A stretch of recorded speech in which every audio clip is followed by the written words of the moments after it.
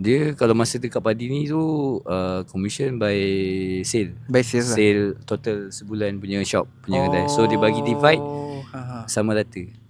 Faham, bukan orang ni tinggi, orang ni semua sama rata. So semua kena bekerjasama. Melainkan yang naik sikit supervisor, manager tu memang dia lain lah dia sikit punya lah. Okay. So staff yang full time yang lain ni memang rating dia sama lah. Okay.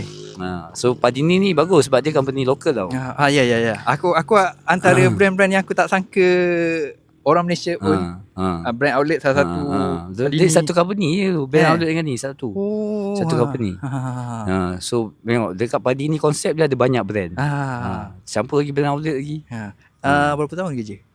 Masa sama Madak umur 18 sampai 21 masa sama Madak Tengah kira sekejap. Lama kan nak flashback dia nak recall balik kan. Allah SWT Muhammad. Menggamit memori kan. Dengan zaman-zaman nakal Allah hidayah ya Allah apa ya Allah. Sekejap masa tu kat mana sekejap. Masa tu lepas 2009 2010 2013 betul lah. Sampai 2013. 2010 sampai 2009. Sekejap. 9 umur aku apa?